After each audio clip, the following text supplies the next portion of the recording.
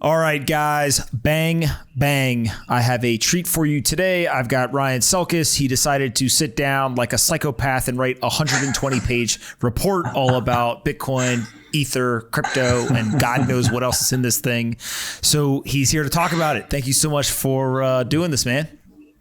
You know, it's been a couple of years since we last caught up. Back when you were a wee lad, we did one of the early podcasts, and it's good to do this again. Absolutely. That was actually at the Nader last time, right? So we're moving on up in the world, because I think we caught up around 4,000 at like the worst part of the bear market in 2018, and now we're back on top. Absolutely. Let's start just with a quick overview of your background and what Messari does. Sure. So I've been in the industry for about 7.5 years, almost exclusively on the information side of things. So as an independent research analyst, then as a seed investor at Digital Currency Group, one of the most prolific investors in the space. DCG is structured as a holding company. So we acquired CoinDesk in 2016. I led that restructuring for about 18 months, got the business to profitability, and ran the Consensus conference franchise, which some of your listeners may have attended. And then in late 2017, early 2018, I started Messari. And back then, this was basically the height of the last bull market. And our thesis, my co-founder Dan and I, our thesis was this ICO boom is a load of crap, but there's a kernel of really interesting tokens and really interesting assets that we think are going to be big in a decade.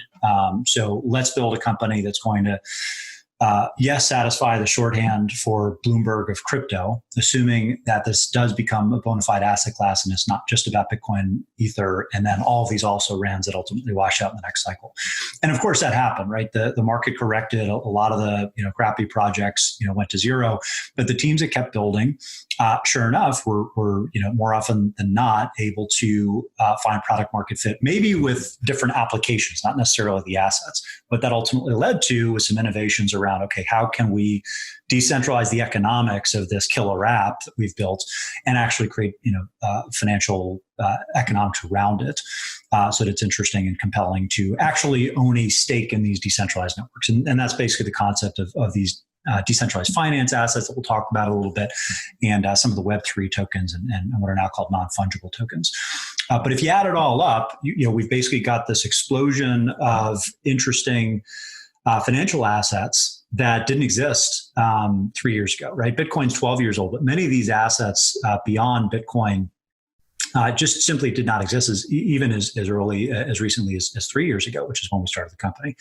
And so our starting point was to build out a research library that was focused on disclosures and more qualitative information, right? Models are only useful as their inputs, right? So getting quantitative data out of these projects and trying to make models or trying to make sense of whether they're going to be at all interesting was a fool's errand. And instead, we focused on things like, okay, who are the stakeholders? What are the proposed economics and design of the system, and kind of the use cases of these protocols, and maybe yes, their assets as well. Have they gotten security audits? If they, are they adequately represented by counsel? Where are they located? All the things that would essentially be in a prospectus outside of the financial statement.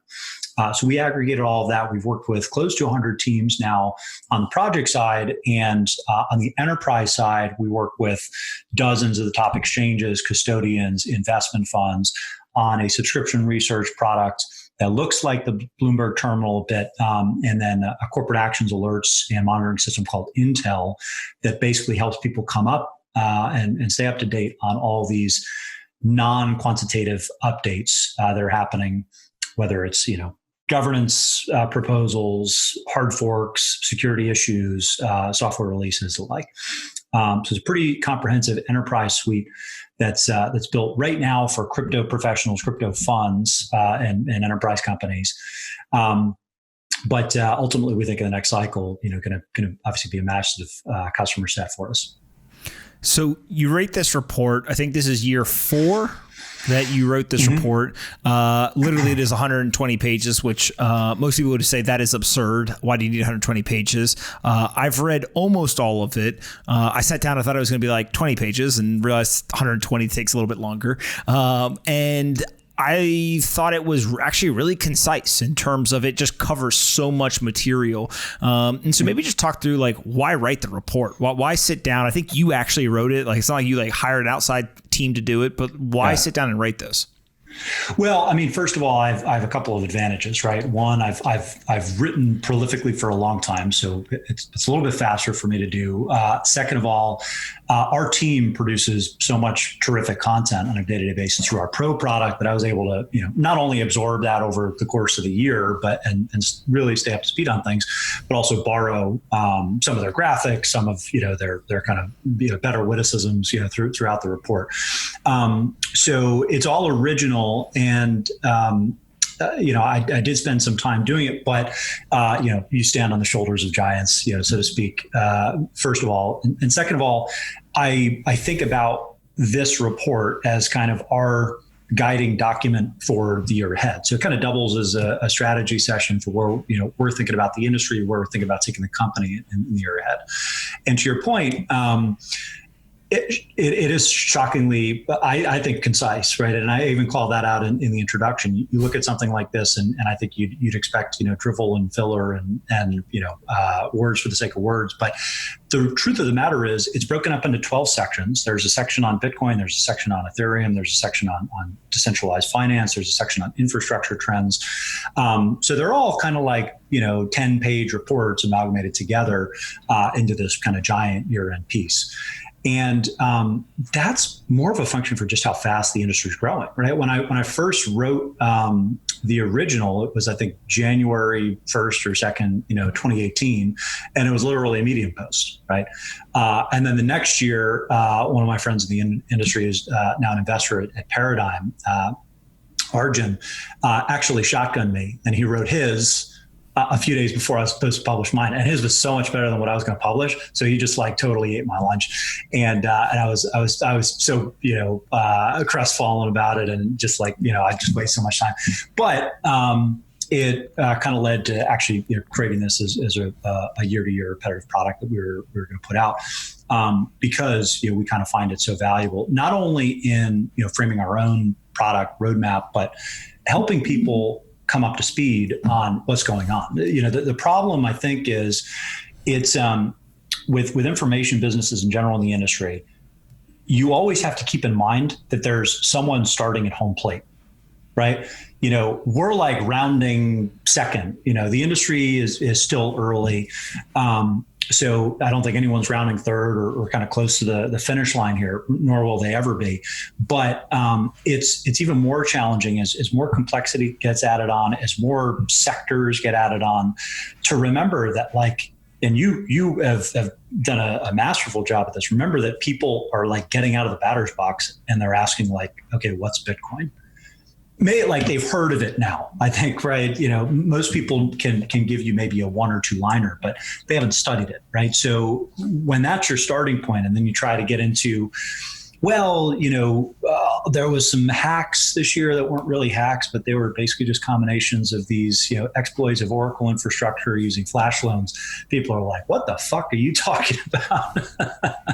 So, we tried our best to put it in plain English for folks that are trying to come up to speed. Absolutely. So we're going to go through a couple of the topics that are in the piece, but I highly recommend everyone go actually read it. The first is, let's start with the king, Bitcoin.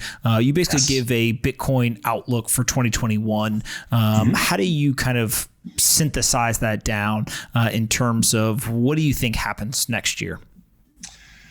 Yeah, I think that the bull and bear case, just the cliff notes, we tried to lay out pretty clearly, right? It's become a macro narrative story for most investors, and the easiest way to think about Bitcoin is as digital gold. I think that narrative fits. It works. It's not perfect, but it's pretty good, and that's the one that the institutional investors have really rallied around.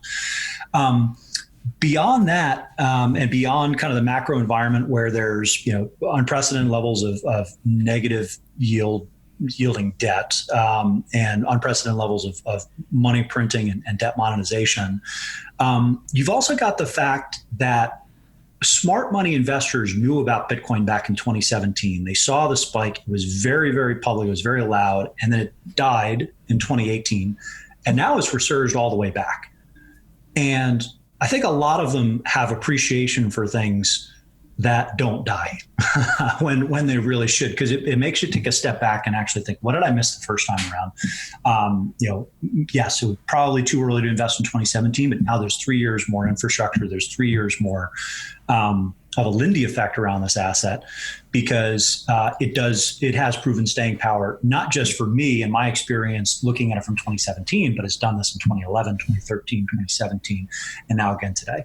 So I think from a bull standpoint, first of all, most investors are copycats. So there's a lot of really good investors, some of whom you've had on your podcast, that have made it safe for people in institutional investments to actually make an allocation here. And remember, these aren't people betting a farm. It's 0.5%, 1%, maybe a couple percentage points. And I would say that when Druckenmiller and Bill Miller and Raoul Pal and some of these others that are widely followed in financial circles talk about making significant investments in Bitcoin, it has the same impact that Mark Andreessen and Fred Wilson had on the venture capital side back in 2013. And that's obviously pretty powerful. Now, and I think we'll probably, end here or talk a little bit more about this later. But the bear case is, because it's so big now and because you've got all these high profile people talking about it as a macro hedge, it's on everybody's radar in DC. It's on everybody's radar in Beijing and kind of everywhere in between. So there's going to be a lot of questions this year over the true essence of Bitcoin and crypto and kind of how it fits. How do you reconcile the truly peer-to-peer, unregulated kind of Wild West aspects of it to the reality that for the most part, this next rally is actually finally going to be led by institutions and heavily regulated entities.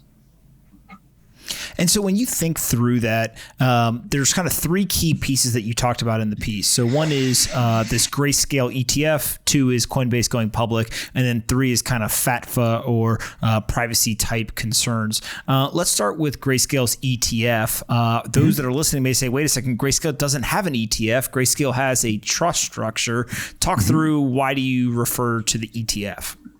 So I call them side door ETFs. And this is basically a function of the SEC's unwillingness to approve an ETF based on their sense that price discovery is really taking place in the East versus in properly surveilled markets in the West.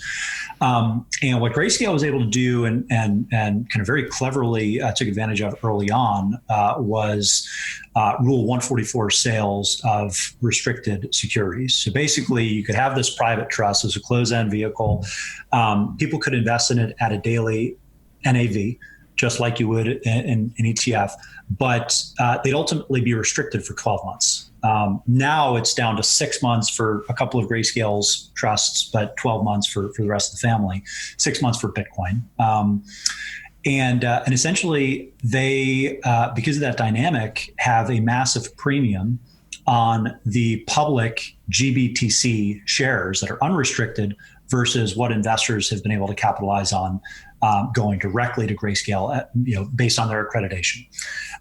And what has really, kind of put this in hyperdrive is the emergence of credit markets and the ability for people to actually create shares in Grayscale on credit.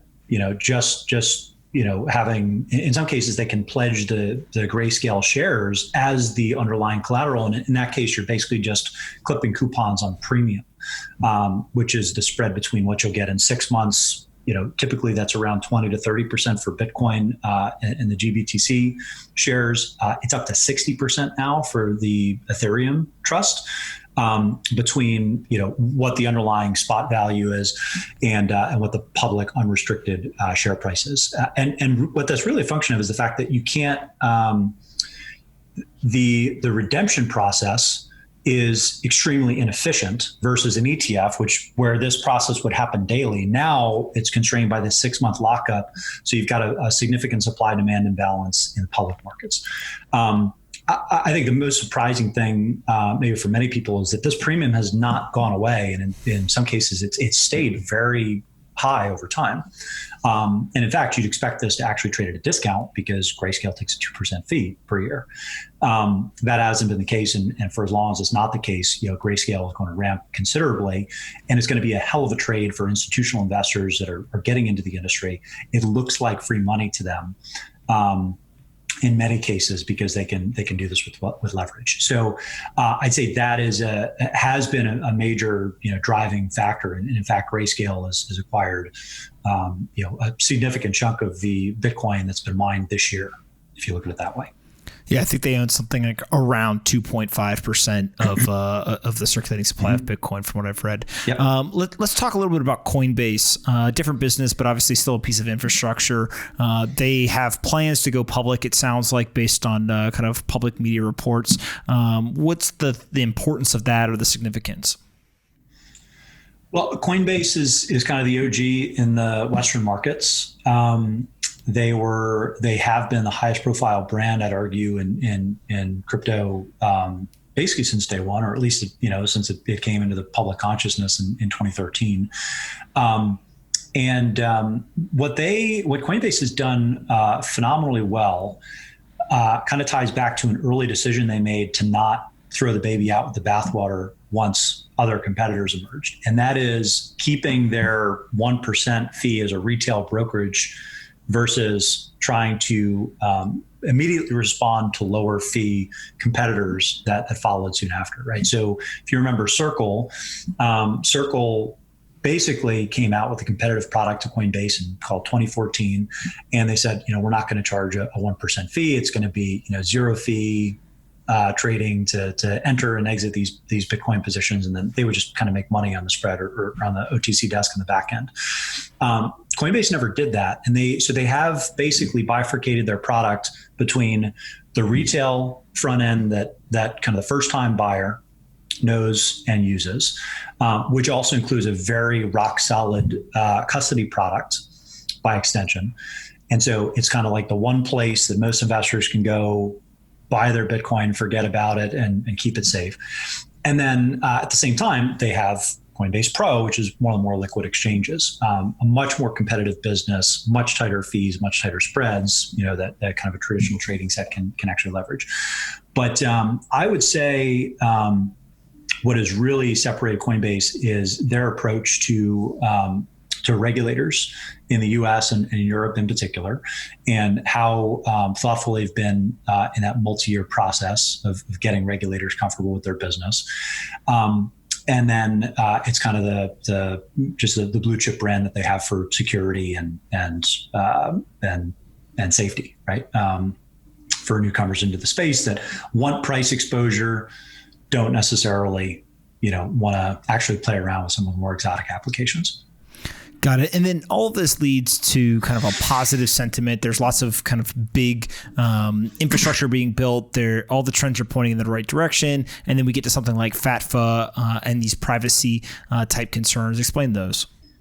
Mm-hmm.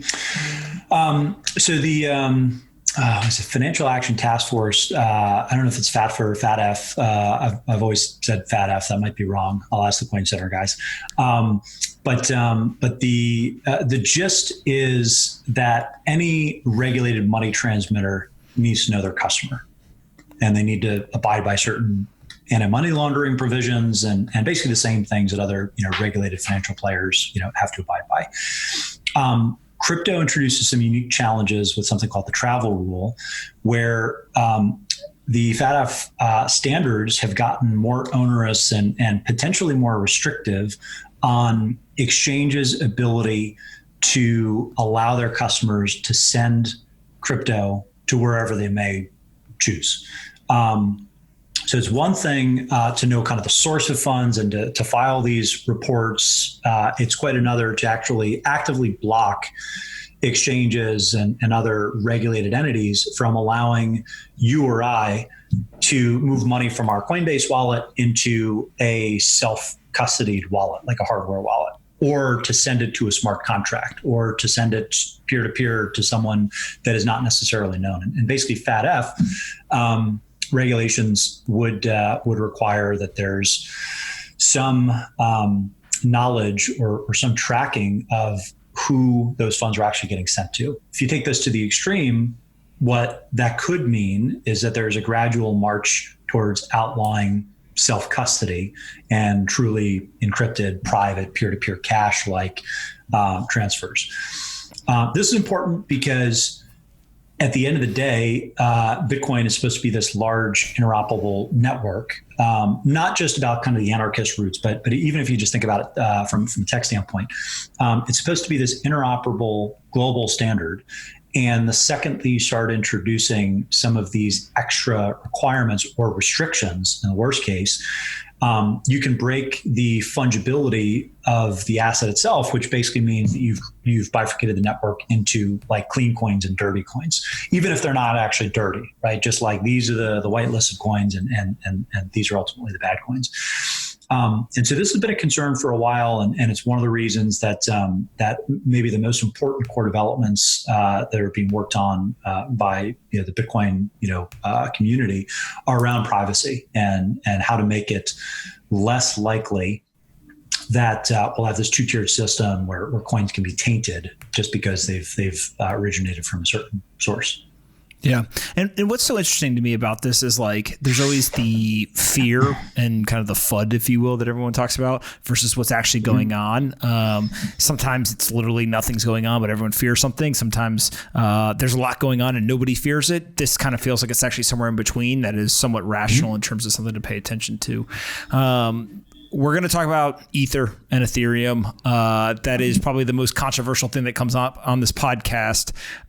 You just start wherever you want. There's a big section in the report on it. Kind of how do you look at that asset and that network in terms of where it's grown to today, and then how do you look about it going into 2021? Well, first of all, have you been red pilled yet? What's your current I'm not sure where you are in your evolution on Ethereum. So I don't know if I need to red pill you or like where we're standing today. So like, let me hear from you first and then we'll talk at that level. Listen, I hold no Ether. We can talk about why that is. We have invested in a number of businesses that build on top of the Ethereum network for a variety of different things. We also have invested in a number of DeFi companies that are building on top of Bitcoin instead of Ether or Ethereum. And then obviously everyone knows that I've been super bullish about digital art and kind of how that's playing out. And so I always put myself in like, everyone wants to like label me some maximalist and all stuff. Like I'm actually just like pretty rational. And the concerns that I have usually aren't things that people think are ridiculous. And also when they think about from a portfolio construction standpoint, I usually lay out an argument that makes the people who hold Ether look good, which is unique, but I don't hold any myself. And so we can get into all that, but that's kind of where I am is don't hold any Ether, but have kind of done probably more than most of the trolls on Twitter in terms of, doing things around the Ethereum network. We'll see how it plays out. So the one thing I will say is I think you have time, right? And I'll get into why that is in a second. But I do think that Ether is probably the only other asset that you probably need to hold as a crypto investor if you're thinking about making a long-term bet on the industry. There's a few reasons for this. One, Bitcoin has absolutely won. Hands down when it comes to just the virality of the asset, Bitcoin is a Schelling point, is a new form of digital gold, but they are getting further and further behind. The network is getting further and further behind in terms of being useful for additional applications. There is some that's going on. I know you've invested in companies that are kind of working on this, but in my eyes, Ethereum has become the settlement layer for all crypto applications not named store value Bitcoin, right? You have seen this with the explosion of stablecoins and the close to $1 trillion in volume that will be processed on Ethereum, which is actually more than Bitcoin this year. You've seen this with the explosion of applications. Again, almost all of which should have any meaningful value and volume are sitting on top of Ethereum. It has, I think, at least probably orders of magnitude advantage when it comes to human capital and developer mindshare. And the clincher, and this is why I say you have time, is that Ethereum is going to be probably more risky than Bitcoin for the next couple of years, because it's got this very convoluted network upgrade that the entire ecosystem needs to get through. They just got through the first milestone, which is important.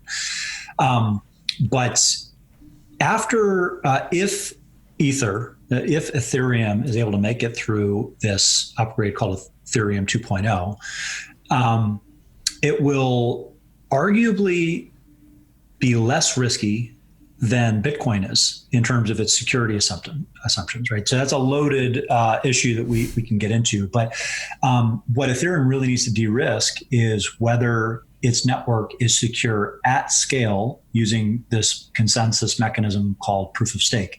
The reason that they may have an advantage is they have a perpetual issuance model that Bitcoiners hate, because it's unclear whether there will be a fixed supply in the future, but it's very, very low. And you might argue that it is better to have 1% inflation in a protocol like this, just to serve as rewards for the maintainers of that network, the validators of that network.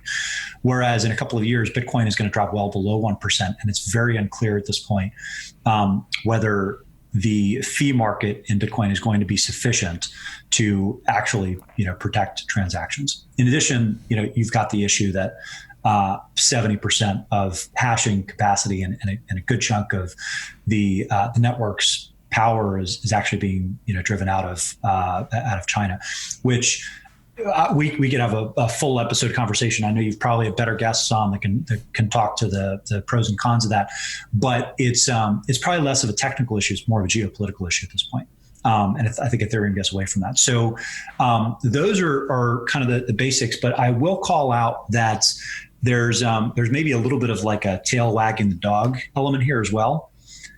I think in 2021, professional, like institutional investors are going to look at the Grayscale ETH product, and they're going to look at that premium, and they're going to salivate, and they're going to say, you know what, maybe I don't love this versus Bitcoin, but this seems like a pretty good risk-adjusted return for my money for holding 6 months if this premium can stay anywhere close to what it is. So if Ethereum just trades in its consistent, historical range with Bitcoin, then you should be able to, print premium over the course of a couple of consecutive 6-month periods. So that's netting out the impacts of taxes and everything like that. But you combine all those things, and you're able to pull through some demand on the institutional side, which can kickstart an institutional narrative to begin with. And I think over the course of the next couple of years, that could basically have Ethereum in the conversation credibly, very seriously, as an alternative to Bitcoin. I'm not saying that my portfolio is balanced that way either, but I do. What do you have? What's your portfolio construction? So my portfolio is probably 70% Bitcoin at this point, about 10% Zcash, and then 20% split between Ethereum and decentralized finance applications. I tend to invest more in the DeFi applications because they are producing real network fees at this point. And my sense is that if Ethereum does well, it's because DeFi is doing well. So I'd rather take the higher beta. But I think if I were to move money, it would not be from DeFi to ETH. It'd probably be from Bitcoin to Ethereum over time, just get into that balance. So it's probably slightly underweight Ethereum versus where I would be if I was just looking at the market cap weightings. All right, hold on. Time out. Come back in. So here's my general sense of all of this, right? Is there's two different stories. I think you see it the same way, kind of what I've heard you say, and also right, which is the argument that Bitcoin is money and store value and one day can grow into a medium of exchange and stable value, et cetera. I think you're right, is like that pretty much has taken hold both from a data standpoint and kind of the metrics of the market, but also too, that narrative is maybe not completely embraced by the institutional world, but definitely getting there, right? When you see, Stanley Druckenmiller or Paul Tudor Jones or, now JP Morgan, Citibank, like all these people are talking about it in terms of, hey, it's a settlement network similar to a PayPal, Venmo, whatever.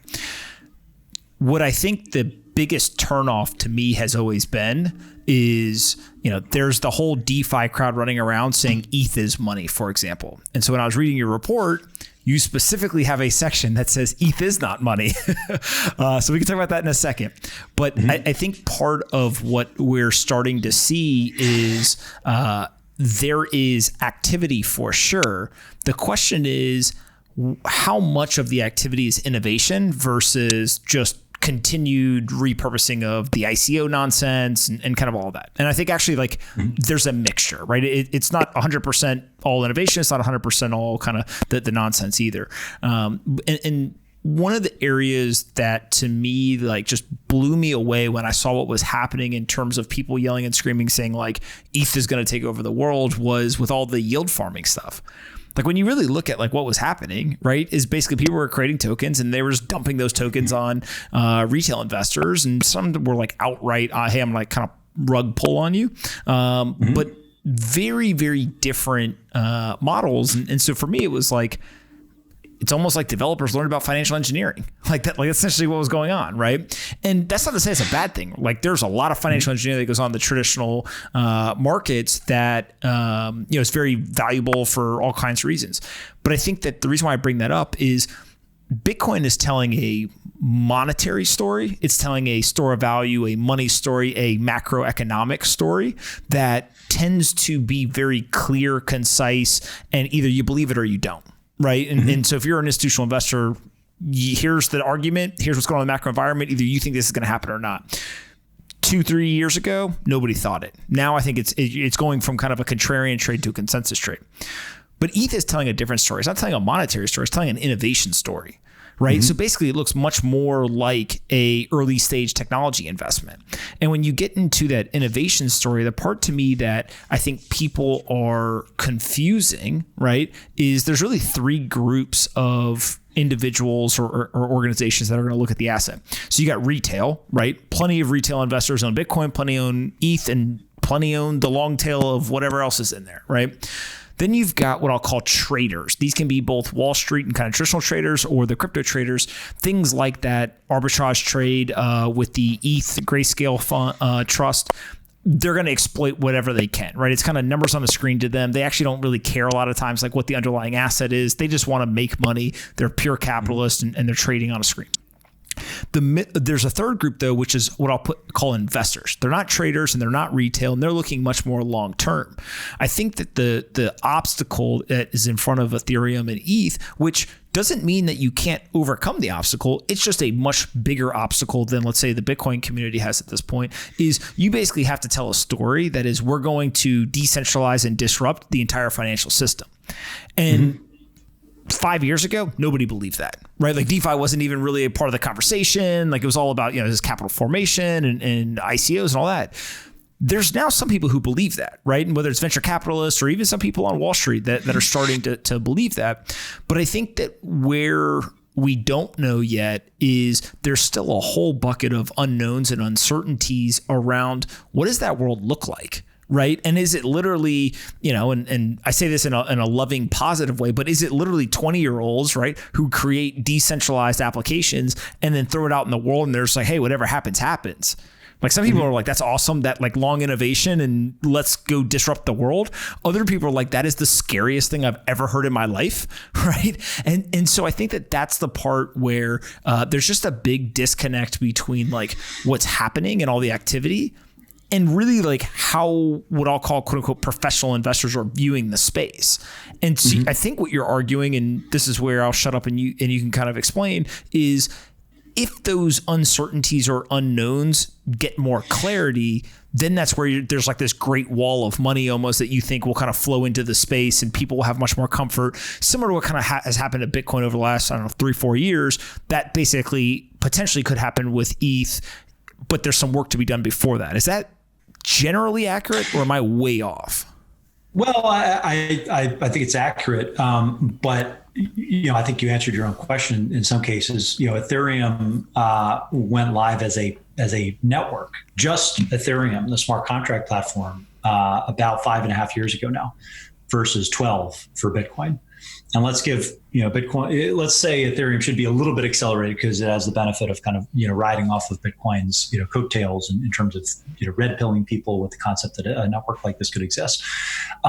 It's still only been, 5.5 years from the very, very basic network launch, and only a few years since some of the application providers really had the infrastructure upon which to even start building, right?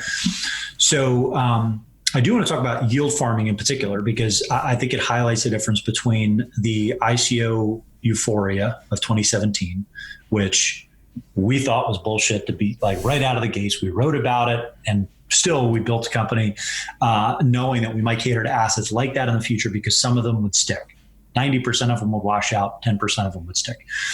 The difference with DeFi yield farming and with the ICO boom in 2017 is that was just unregistered securities issuance by and large, right? I don't care what your white paper said, some of the worst and most offensive, frauds during the time that will never get prosecuted because they raise so much money and they can just hire the right lawyers to help them get away with it, just like the banks.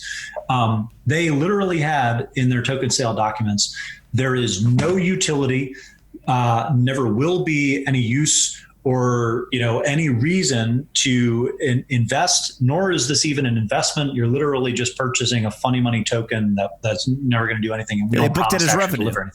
They booked it as revenue. And they booked it as revenue. In some cases, they raised billions of dollars in the process. And everybody took those sales like wink, wink, nudge, nudge. They have to write this because the SEC is watching. But in fact, what was still being done was you're raising money, with people hoping to get rich. And now I don't feel bad for most of the people that piled in, because no one cared about the tech they were investing in. No one was thinking about it like a long-term investor. It was just who's going to be the greater fool on the other side of my investment, right? Okay, so that was 2017. The difference now is most of the networks that launched this year, that introduced tokens this year, have been functioning for a couple of years now, and they've seen their volumes spike significantly. I'm talking about decentralized exchange. I'm talking about some of the lending protocols in particular. And that's important, right? Because these worked before they introduced the concept of these governance tokens necessarily. What yield farming did was it essentially introduced tokens as an incentive for people to participate more actively in these networks. For decentralized exchange, that means actually becoming a market maker, right? And the market makers can make money just like you would in kind of traditional financial markets. Slightly different design because you're talking about smart contracts, but basically the market makers can make money. How do you solve this cold start problem and encourage more of them to make money?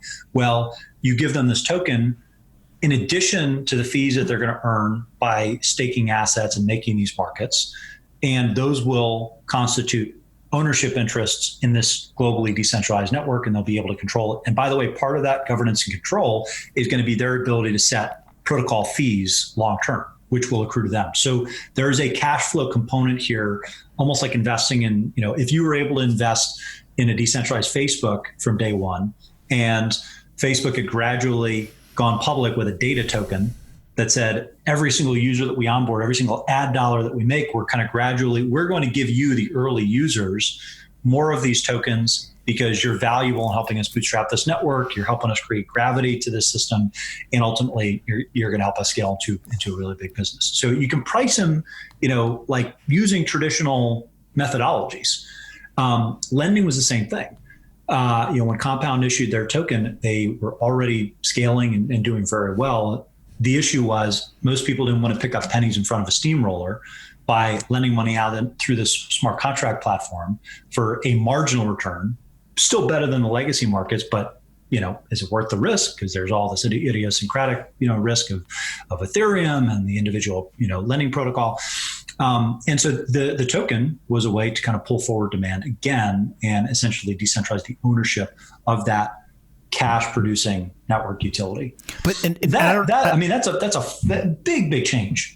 But I don't know the answer to this, and that's why I'm asking. My understanding is that Compound worked perfectly fine without the token. It did, but it was going to scale very slowly.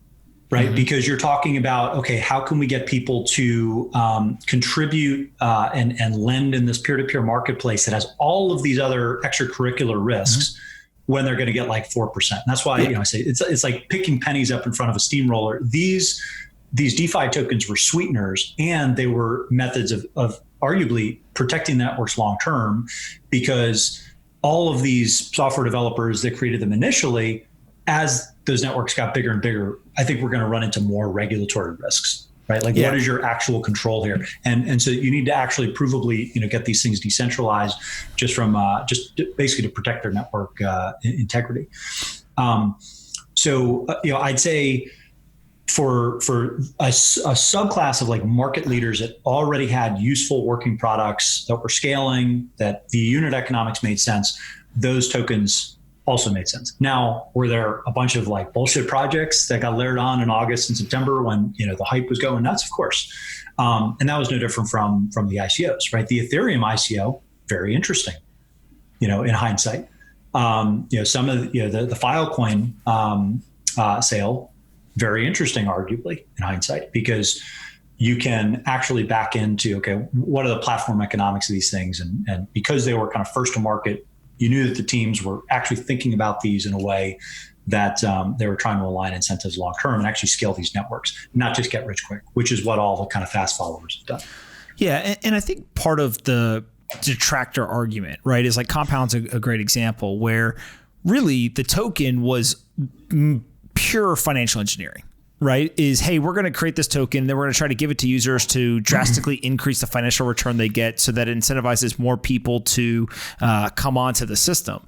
And again, I'm not going to debate whether that's good, bad, whatever. It's just financial engineering. And when people hear me say financial engineering, they're going to think of it from a negative connotation. But again, almost every single thing in the traditional market has some level of financial engineering to it, right? So it's just, that is what occurs in financial markets.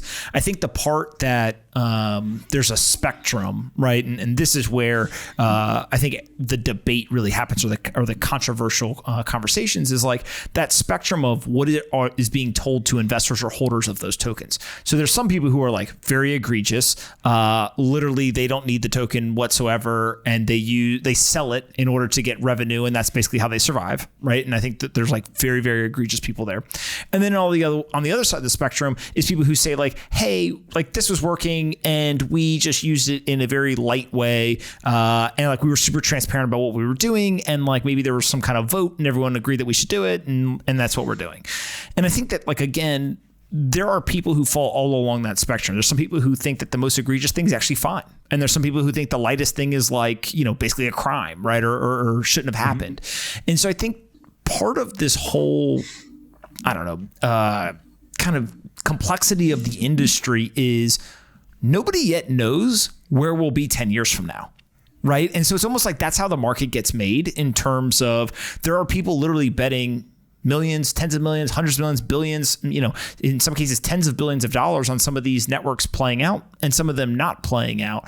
And that's where you get the vitriol. That's where you get the debate. That's where you get kind of all of this stuff. And to your point, like, in 2017, when all the ICO stuff was going on, like, I mean, there weren't a ton of people saying it, but there was definitely some people saying, hey, look, ICOs are stupid. Like, you shouldn't do this. And 90% went to zero and people lost a lot of money. Mm-hmm. And so I tend to think that like the market will just figure it out.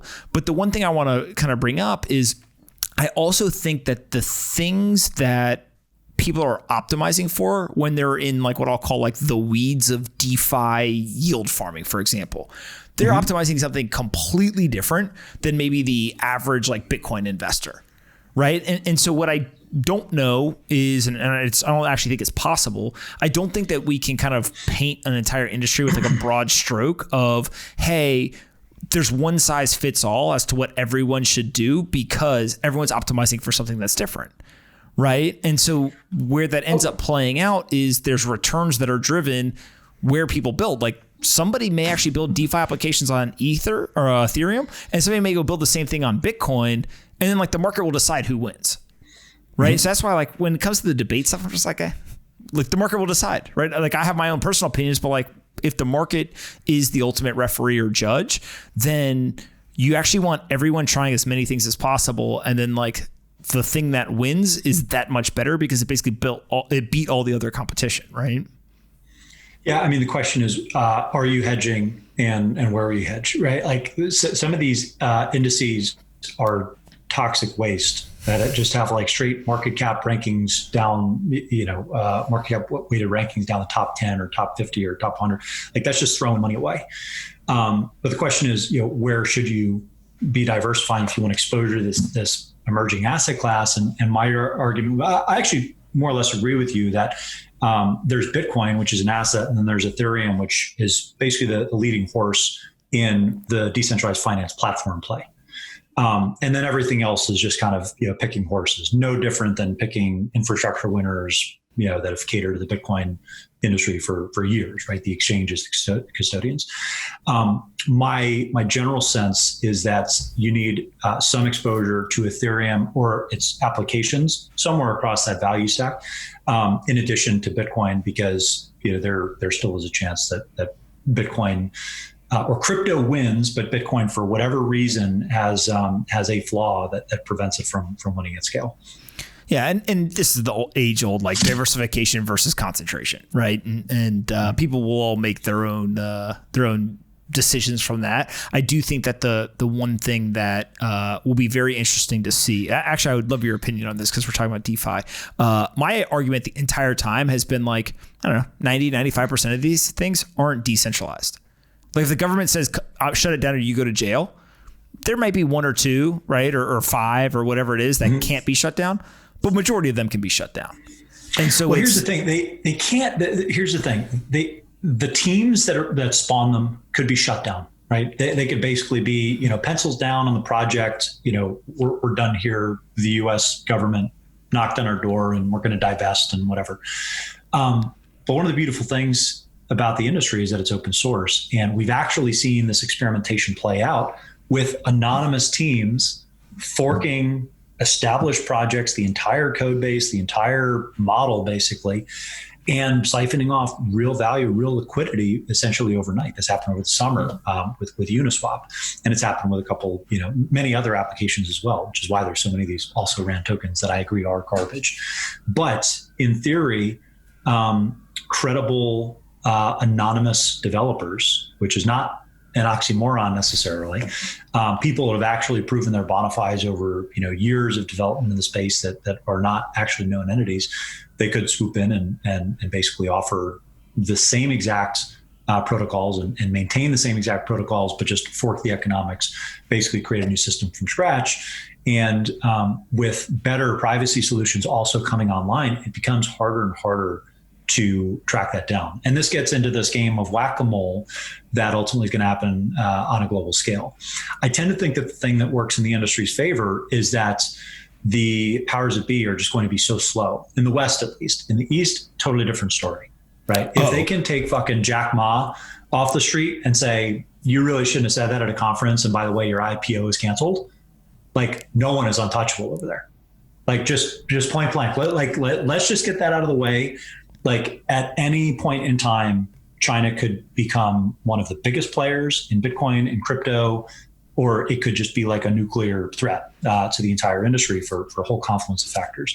But when I think about like decentralization, crypto, and the regulatory sphere, I'm primarily thinking about the West. And in the US and Europe, they're just not going to be as fast or as well equipped to adapt. And I think have a hot they're take going to be too this. slow at the game of whack-a-mole. I have a hot take on this. They're going to go the exact opposite direction. I think that the U.S. is going to end up embracing this harder than anybody else in the world. I think in the next 10 presidential elections, a Bitcoiner will become president. That's not somebody whose like entire existence is around Bitcoin, but somebody who understands Bitcoin, believes in Bitcoin, right? There's congressmen, there's a senator now. Like there's people who are understanding. Did you say 10? 10 presidential elections, 40 years. Well, yeah. Well, give yourself a little bit more of a fucking cushion, Pomp. Come on, man. Like 40 years. Like how long do you think this is going to take to play out? I think we'll see it within the next 4. Well, it took 10 years to get a congressman, right? So like, but these are exponential markets, man. Like, I agree. If it takes 40 years, like we wasted our lives.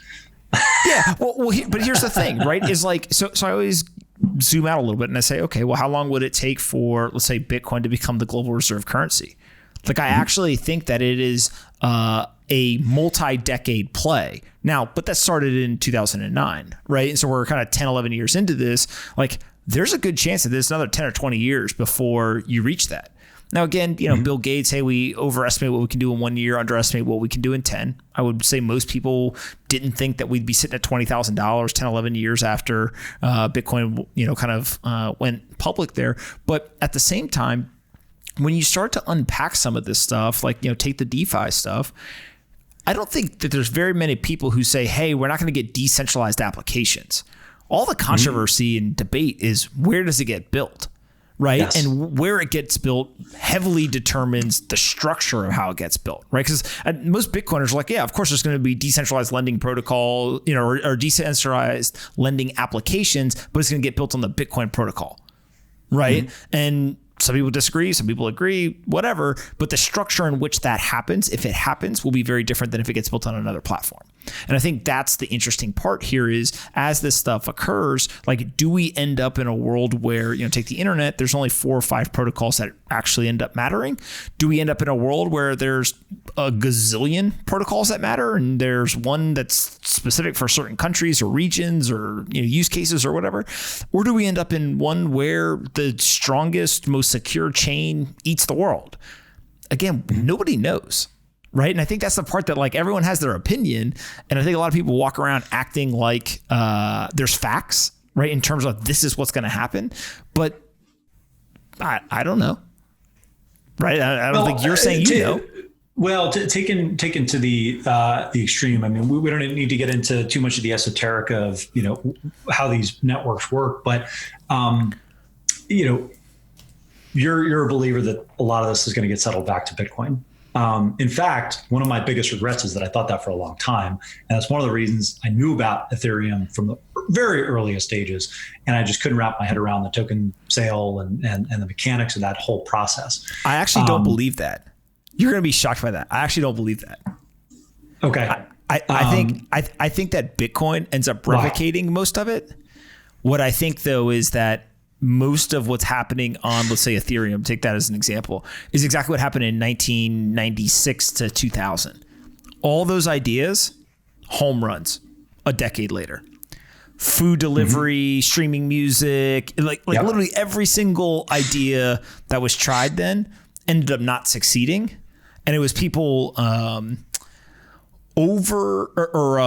short-term expectations outran consumer behavior, right? Like, people weren't ready for food delivery. People weren't ready for food delivery in 2019, right? It took a pandemic and now people are ready, like, oh yeah, bring me my groceries. Yep. And so I think the same thing kind of happens here where all these ideas end up getting built for sure.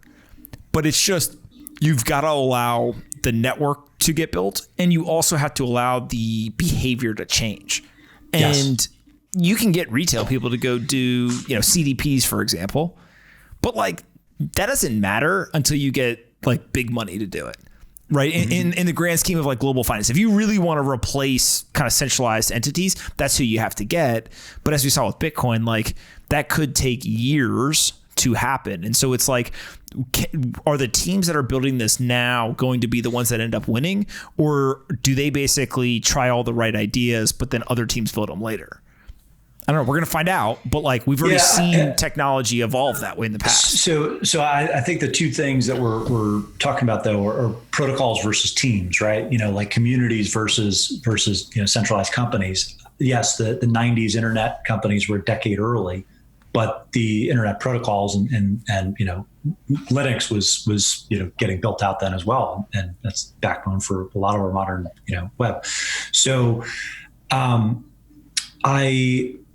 I think one of the ways that you can tell most of the experimentation and most of the valuable protocol work may happen on Ethereum and these smart contract platforms versus Bitcoin, which is very rigidly focused on peer-to-peer payments and settlement, is that Bitcoin, the asset, is increasingly getting pegged to be traded on Ethereum through this concept of wrap tokens and these different interoperable protocols that essentially allow you to lock value in Bitcoin, lock a Bitcoin, and then create a synthetic version of it on Ethereum or another blockchain where it can actually be leveraged and used in some type of application. So that's because ETH's not money, though. No, but I also wrote that, right? So like we're on the same page there. That doesn't mean that a multi-trillion-dollar transaction processor that's scaling exponentially is not going to capture insane economics. And there's not going to be massive security spend to actually, preserve the strength of that network. If you look at Visa, right, or MasterCard, or just the card networks, okay, they do one thing at scale incredibly well. How many different applications are going to come out like an internet of money? That's the orders of magnitude larger that Ethereum or the winning smart contract protocols are going to be. And I just, I just don't see the mind share there in Bitcoin to make that particular platform that extensible. That doesn't mean that Bitcoin may not win the race in terms of value creation, but this is why I think about if you're going to have exposure to this industry, you want exposure to crypto and the DeFi, boom, even as early as it is, and then you also want exposure, obviously, to the winning, decentralized money. And I truly think that we're talking about two different industries almost at this point. When people think about getting exposure to crypto, have to have a little bit of both. All right. But you can wait, and I think that you have time. But why wouldn't you clip the premium in the meantime if you can? Let me ask this last question on Ether. Do you look at Bitcoin being back to all-time high levels and Ether? I think it's still down like 50+%, right? Didn't go? I think it hit 1,400 in 2017, if I remember correcely. Yeah. And so it's like around $600. How do you look at that? Well, I wrote about this in the ETH is not money section, right? I think that was an anomaly in Bitcoin's history because there was a few things happening at the same time. Maybe most importantly, Bitcoin was in the midst of its most contentious community issue that forked the network. And it was unclear for a few months which direction things were going to go in terms of which chain was going to win out, which way the community was ultimately going to shift. The winning side ended up being the side that was ostensibly the minority fork that was not necessarily supported by almost all of the largest investors, largest miners, and largest funded infrastructure companies in the industry, which is what made it such a wild time. Of course, the spike in Bitcoin's price and the all-time high happened after that issue was finally put to bed and resolved. But 2017, while that was going on for Bitcoin, was also the year that the ICO boom occurred. And at that point, Ether wasn't money still, but it was serving as the reserve of that ecosystem, and you had to hold Ether in order to fund these ICOs. Now, with the explosion of stablecoins, across the industry, and this is true for Bitcoin and Ethereum, it's less critical to actually hold an unstable reserve asset as we saw in the early days. So I don't think it's surprising, nor do I think it's an indictment of Ethereum that it's still 50% of its peak. The way that I look at it is it's maybe sustainably at a sixth of Bitcoin's market cap. And exactly where that dividing line is, I don't know, but I would certainly buy Ether when it's below 10% of Bitcoin's market cap and maybe sell it when it gets above 50%. Where the dividing line is anywhere in between is anybody's guess. I'm not gonna. My crystal ball is broken, man. I'm exhausted. Are you a flippening believer of the market caps? No, I think if that happens, first of all, if that happens anytime soon, we can fucking pack our toys and go home because it ruins Bitcoin's narrative. I think it hurts Ethereum because Ethereum's not ready for prime time yet. That type of, sovereign attention, because the protocol itself is still not, ossified or battle tested, particularly with this migration to basically an entirely new system. But I think at some point, could ETH be money is really the question. I think if Bitcoin loses fungibility, basically if there's top-down regulatory crackdowns that essentially create a bifurcated Bitcoin system between clean coins and dirty coins. That would be one attack vector. There are, geopolitical risks around concentration of mining, right? If China and Western states, kind of came together and said, we're basically going to disallow this type of activity for whatever reasons, I think it has a much worse impact than anybody gives it credit for. I know it's more or less dismissed as FUD from the Bitcoin community. I don't think it is. If it were like a true global coordinated crackdown on hashing and Bitcoin mining per se. And then the last thing, and maybe the most likely, is we will not know for a few more years how well Bitcoin security model holds up when the rate of seigniorage, basically, annual network issuance of new Bitcoin dips down below 1% and then 0.5%, and Ethereum has solved that problem. So there may still be time, right? And Ethereum may get less risky over the course of the next few years as Bitcoin gets potentially more risky, depending on how things play out on that last front with the fees to actually secure the network. But there's a lot that's going to happen between now and then. So I mean, it's like almost not even worth talking about. Normally, I just kind of like I give hot takes on this, and I immediately say literally everything that I'm saying means absolutely nothing, because there are so many. There's so many more massively important things that are going to happen in the interim that we have no idea how it's going to play out. I love it. The final boss is the final thing I want to talk about. Let's do it. What is the final boss? And talk me through kind of your theory here. Every time that Bitcoin doesn't die, it gets stronger, right? Just this like Nassim Taleb concept of anti-fragility. And it just won't die, and it gets stronger every single year from a combination of more people believing in it, more people using it, more infrastructure being built around it, hardening of the code base. And I truly think that the only real threat at this point to Bitcoin is going to come from sovereigns, right? So this would be a combination of regulatory crackdowns and potential just outright bans. And that can come a few different ways. You can make it harder for anyone that's actually using Bitcoin and transacting in the economy to get banking. You can essentially make it insanely expensive from a compliance standpoint, if not impossible from a compliance standpoint, to actually satisfy regulator demands for what they want to see in order to support any transactions that go through the Bitcoin network.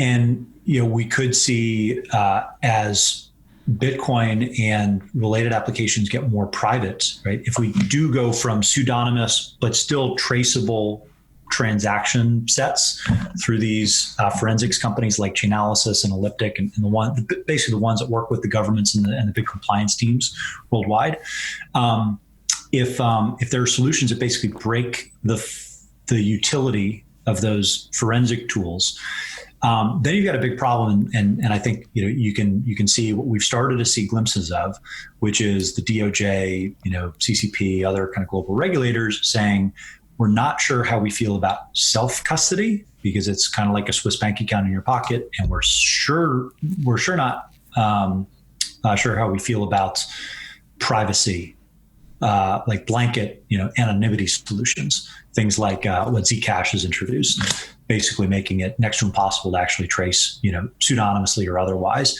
any transactions that happen on the network. And there's good reason for that, right? That's not, there needs to be some type of balance. And the good news is, in most cases, the folks that have built these, tools have thought about that, and they've been mindful of that challenge and the fact that you're always going to, you're going to need to help the regulated edges of the network, right? The interfaces on and off of these protocols.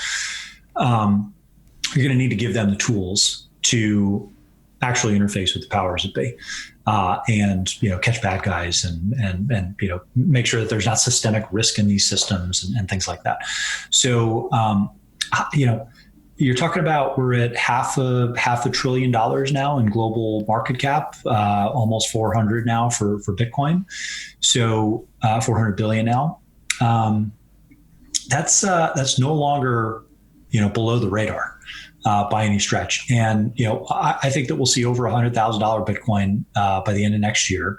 I don't know if that's on par with you, or if you're even yep. higher than that. I think you and I are both, like insanely bullish by traditional standards, but maybe, not as shrill as some of the other folks that are just trying to get like the biggest number posted in the Wall Street Journal. But I do think we'll see $100,000 Bitcoin. And so at that point, we're well over $1 trillion in market value, and the liquidity in that network is insane. So you can move a lot of money if you're a bad actor or a good actor. And that's got its regulatory challenges, and we got to figure out exactly how it's going to work.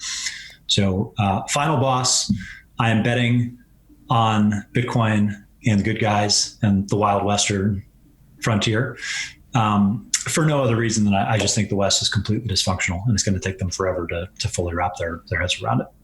Yeah. I also think there's this weird undertone of why don't we embrace it? And it sounds crazy right now because I agree with you. Like, there's a lot of disjointness, but when you see Brian Brooks, hey, you guys can custody this, no one's going to ban it, kind of a lot of stuff going on like that. You really only need, 4 or 5 more people in positions of influence and power, I think, to kind of say, hey, maybe we should take this much more seriously, and not as a threat, but instead as a almost as a parachute to some degree. Unfortunately, Brian might have like four more weeks left of a job, because you have to everything that can be politicized will be politicized in the U.S. Realm, and I unfortunately have the feeling that the Democratic Party is going to be more hostile to this industry than the Republicans. So we'll see how that ultimately plays out. But we gotta get more blue reps on Team Orange if we're gonna actually have a good time next year. Sam Bankman-Fried is, he's going to buy his way into the White House at the rate he's going. So, you know what? He's at least going to get a meeting with someone in the administration. That's a good thing for everybody. Absolutely. All right. Where can we send people to download the report, find you on the internet, and find out more about what you guys are building? Sure. Messari.io. We've got a brand spanking new homepage that was basically 10 feature releases rolling into one that actually just dropped last week as well. So it's been a big December for us.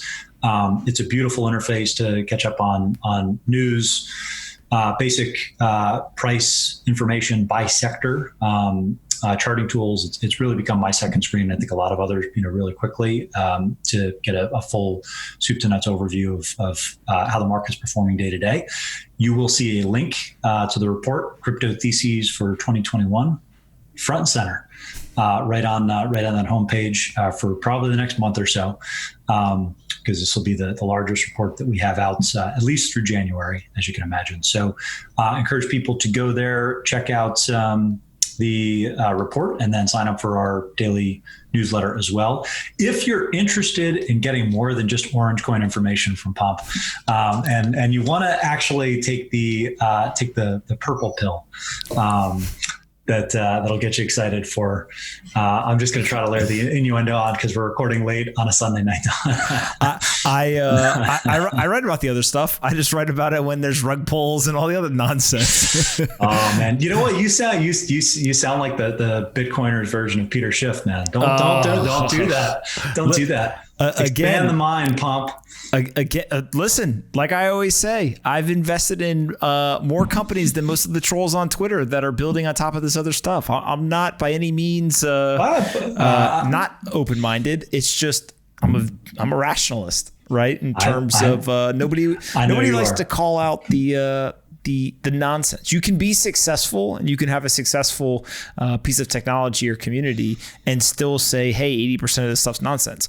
But the one thing I will say, outside of a select few people who I'll call them like the ETH heads, and that'll set them all off. But there's a couple outside of that group. I actually find that a lot of the developers and people who are building in the space are very, very open-minded, one, and two, also very rational. And if I ask them, hey, out of the DeFi applications, like what percentage of them are actually decentralized? Like the answer they say would shock most people, because you would think that they would just kind of be blind to everything and just say like, oh, 100%. That's not what they answer. Like they actually answer honestly and very open-minded. And then they lay out an argument for like, and here's how we get from, 20% of them being decentralized to 80% of them, right? And so I actually really enjoy talking to a lot of those people, and maybe we'll keep investing a little bit more. Bitcoin was centralized on Halloween 2008. It's come a long way since then. So is the rest of crypto. But we'll see what happens next year. And in the meantime, I am happy to continue going back and forth with you on Twitter. I am at 2BitIdiot. Pomp leapfrogged me by, I think, an order of magnitude almost since our last conversation a couple of years ago. So I got up my game in the new year. But you know what? If crypto takes off and you're wrong about DeFi, I'm going to be right on your nipping at your heels, baby. We will see. We will see. All right, my friend. Listen, thank you so much for doing this. I'll do it again in the future. Absolutely. Thank you, Pomp.